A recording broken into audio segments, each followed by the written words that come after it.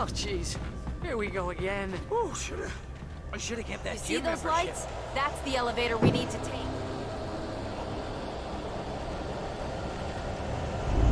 You can't stay just What the hell is that thing? It's everywhere! Oh, crap! There's more than one of them! Nothing moves like that. It's impossible. Do something! He's too fast. I can't get a shot. There! No, there! Al, they're all over the place! How many of them are there? Where'd that one go? Ah, this can't be happening! Was that it? Are we safe? Wait, call the elevator. I'm keeping watch. Take one more of this.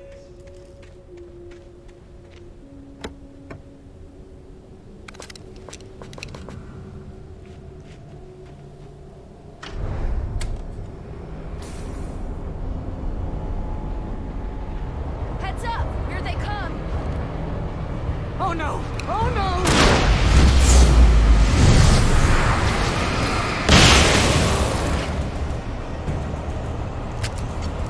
They're coming! We have to hold them off!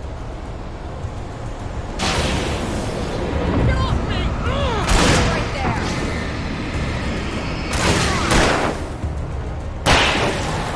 Oh no! Oh no! Say that!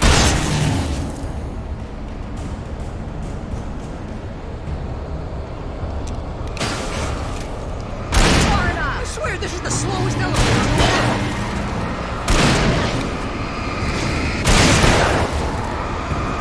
There you go! It's almost here, Wake. Just hold on!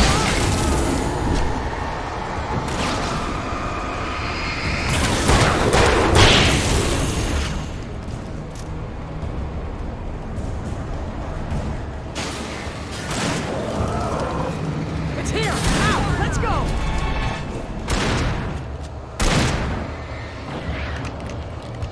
Al, hit the button.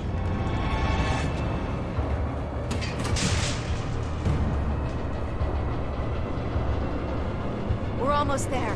There's an entrance into the dam at the top. What's the plan, Wake? Well, Weaver's crazy, but she's got something Zane left behind. Something to fix this. Gee, could you be a little more vague? Thomas Zane?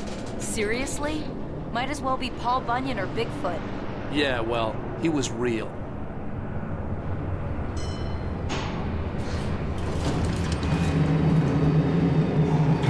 Let's be careful, okay? Oh, jeez, I hate this. Okay, wait. There's a button over there that opens the door.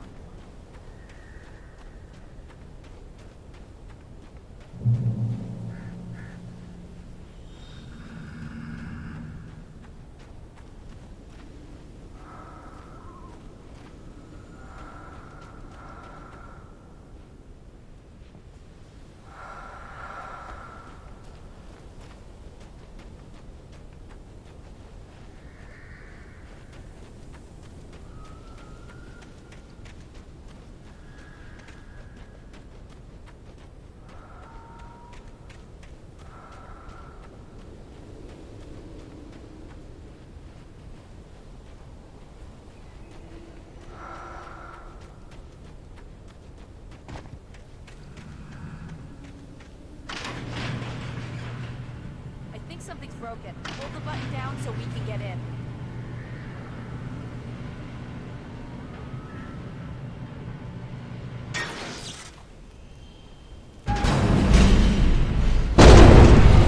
Ow! Wait! What's going on? We can get to the dam through here. What's happening out there? You guys go ahead and find Weaver. She should be in the dam now. I'll have to make it alone through the top. Okay, wait. Good luck. Don't get yourself killed. Ow! Please, be careful! I'll take good care of Barry, Wake. You just look after yourself.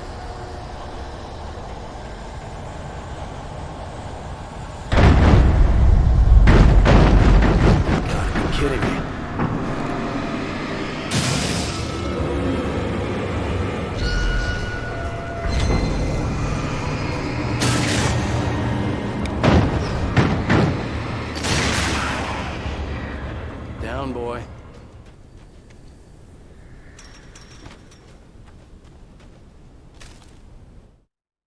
dumb as Zane knew he had to remove all that had made this horror possible, including himself. That was the only way to banish the dark presence he had unleashed and now looked at him through the eyes of his dead love. But he also knew that despite his best efforts, it might someday return. So even as he wrote himself and his work out of existence, he added a loophole as insurance, an exception to the rule. Anything of his stored in a shoebox would remain.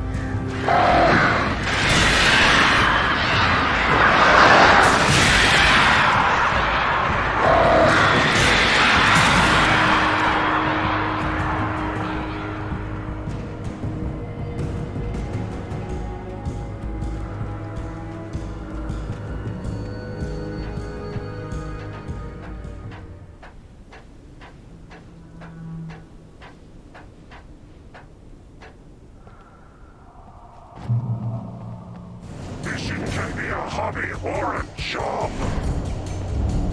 I was ridiculously outnumbered. The searchlight could only...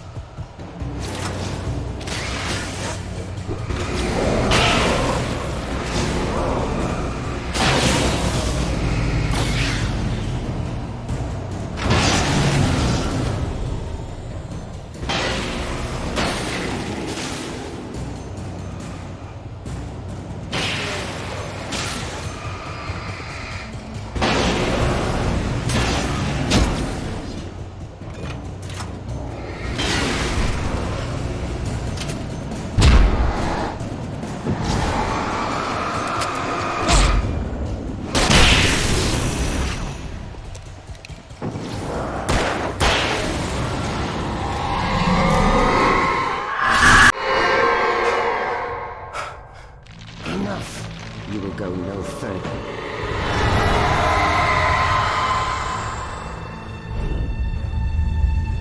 Stop now.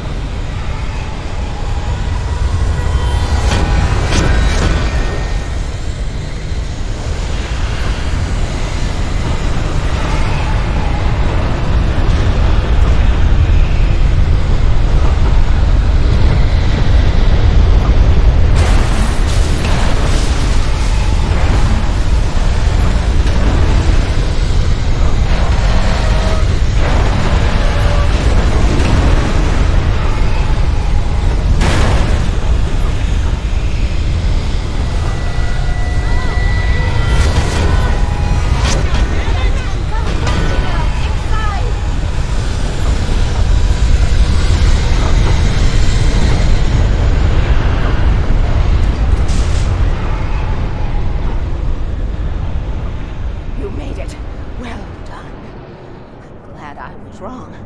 And it was a foolish chance to take. Don't worry about the noise. We're safe here. I have looked after the well-lit room for many, many years now. There is no shadow in the well-lit room. The power is fail-safe. All the bulbs are numbered and changed regularly based on their make and model. Right.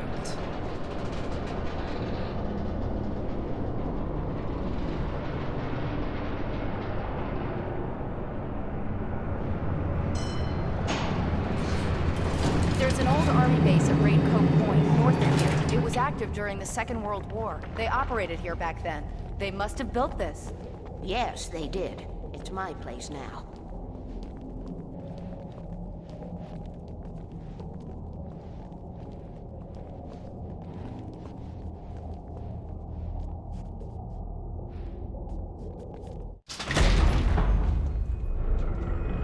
Take it, and I won't need to worry about the room anymore, because 6 and 33 and 118 need changing soon, and I don't want to climb up the ladder to change them because it's very late, and I'm tired.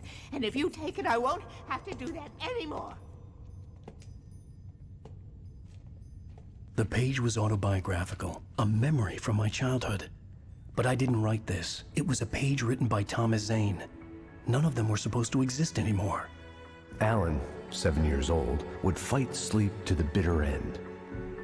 When he did sleep, he soon woke up, screaming, the nightmares fresh in his mind. One evening, his mother, sitting by his bed, offered him an old light switch. She called it the clicker, and flicking the switch would turn on a magical light that would drive the beast away. To imbue the talisman with all possible power, she added that it had been given to her by Alan's father. Alan never knew him, and anything of his took on mythical proportions in his mind. With the clicker firmly in his hand, Alan finally slept like a baby. Now, almost 30 years later, Alan thought of this as he stood on the rim of Cauldron Lake, the clicker in his hand. He took a deep breath and jumped. My mind swirled. I'd given the clicker to Alice, yet it was here. Zane had written it into existence in a story I had written.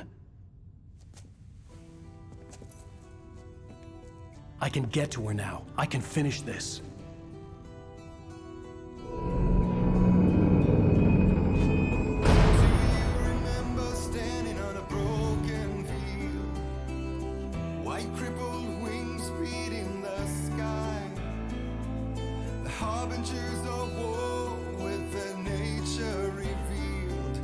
Chances flowing by. If I can let the memory heal, I will remember you with me on that field. When I thought that I fought this war alone, you were there by my side on the front line. When I thought that I fought without a cause, you gave me a reason.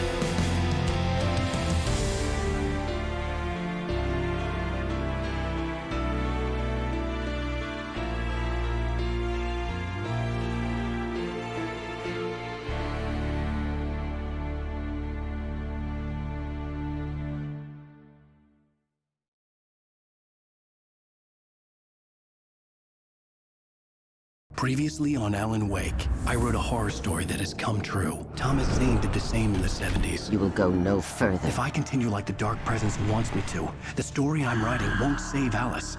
It's a horror story. No one will survive. You knew Zane! Thomas Zane! You're the Lady of the Light in the song! He left something behind to help me. The clicker. Alan thought of this as he stood on the rim of Cauldron Lake, the clicker in his hand. He took a deep breath and jumped. I can get to her now. I can finish this.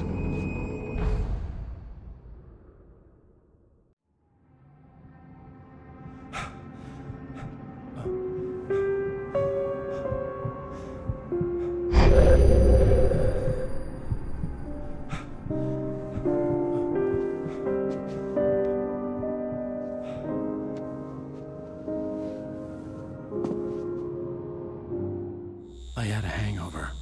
My head was about to explode and the light hurt my eyes. I needed my sunglasses and painkillers to dull the pain. In one of my finer moments of self-deception, I swore to quit drinking.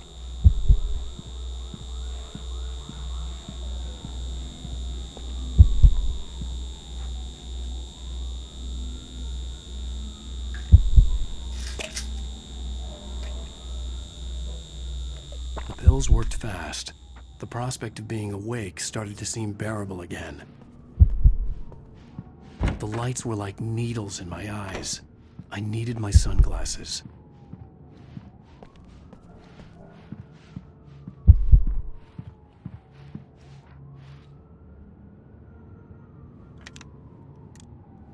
The sunglasses made the world look bearable.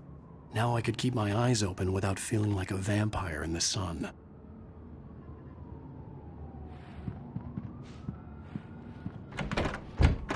There was a message waiting for me on the machine. You have one new message. Al! Are you still asleep? Wakey, wakey! You should have your show on your TiVo. If Alice wasn't too mad to record it. She called me earlier and really chewed me out. Yeah, we went a little overboard last night. But parties are a part of this business. Al, look, I'm saying this as your friend. She's not doing your career any favors by trying to run your life like that, okay? I'll talk to you later, Al. Watch the show!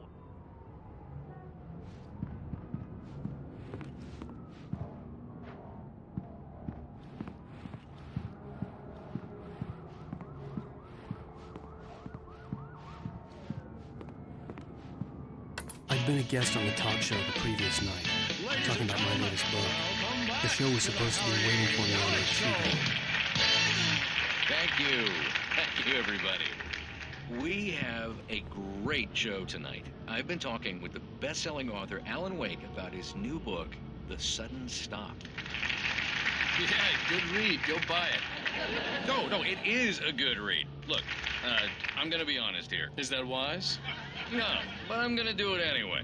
I got people who give me the lowdown on books. I'm a busy guy. But this one, I actually read from cover to cover. I mean, I'm a big fan. Wow, thanks. Now, this might be a spoiler for those who haven't read the book yet. Based on the sales figures, the 2 people out there who haven't read the book yet. But this last book is all about the death of the main character, the hard-boiled New York detective, Alex Casey. Now, there's been a lot of outrage about this. Why the hell did you kill Casey? What the hell were you thinking, man? Good riddance. No, seriously, though. 7 years and 6 books is a long time. He was a gloomy guy to spend all your working hours with, and it was a good run. But it's time to explore new things. My next book will be a departure from the old for me. You selfish bastard, always thinking of yourself. Well, you've certainly given us a lot of entertainment over the years. And now that you mention it, Casey was a gloomy guy. Never had much luck with his love life with the ladies. Was that autobiographical in any way?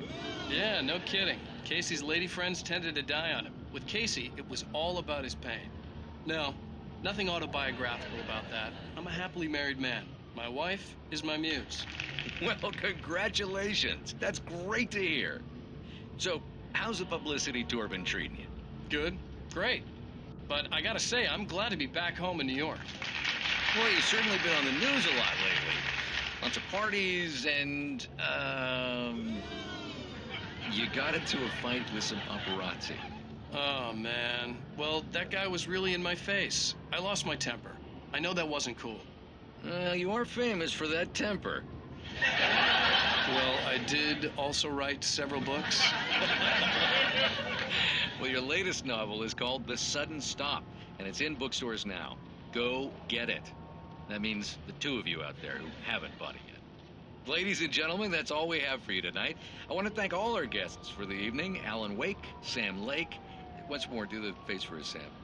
There it is. And our musical guests, Poets of the Fall.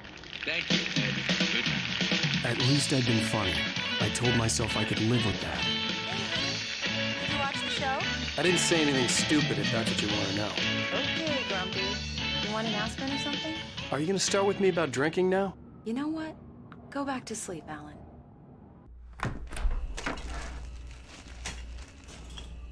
What? Now you can't even talk to me? Well, this morning I was angry because you said you'd be home at midnight and you showed up at 7 a.m. and passed out in mid-sentence. Now I'm over it. Are you angry? This goddamn tour. It's gotten out of hand. Oh, honey. It's almost over, right? We can get back to normal. Then you can start writing again. I'm sorry, honey. Alan, you're not thinking straight. Just take a shower and go back to bed, huh? Yeah, you're right, honey. I'm sorry. Once this is over, let's go away together. A vacation. Just you and me. Some peace and quiet.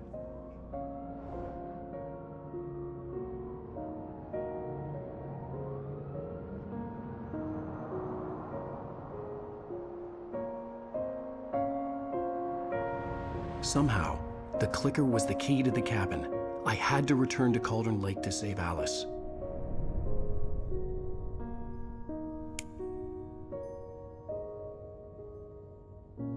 I'm going back to the lake to finish this. I'm going to write an ending to the story in the manuscript on my own terms, to make it all right. Why can't you just write it here? The last page is still in the typewriter. I need to read it first. Everything needs to be just right. Zane tried to cut some corners, and it didn't end well. Okay, ready when you are. I'm sorry, Sarah, but I need to do this alone. Barry, take her gun. Miss Weaver, close the door when I leave.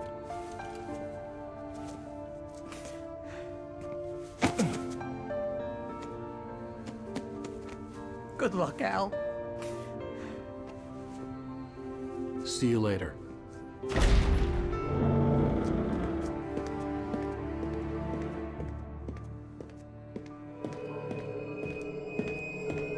When I got out, it was warm and sunny. I'd flicked the switch of the clicker. Had it done this? I didn't stop to question it. I had to take advantage of the sunlight to get to the lake. On Zane's page, I'd stood on the rim of Cauldron Lake, about to use the clicker. That's where I was headed.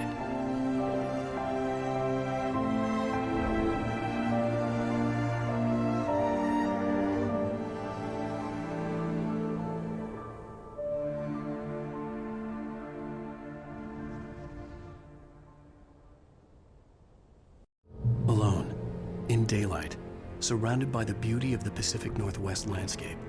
It was hard not to let doubt creep in one last time. I could still chalk everything up to a dream, a delusion. I had enough imagination to make up something like this, having been in the cabin all this time, trapped in a story inside my head, gone mad from grief over Alice's death like Hartman had claimed. There would be no way of knowing. I told myself it didn't really matter. My course was set.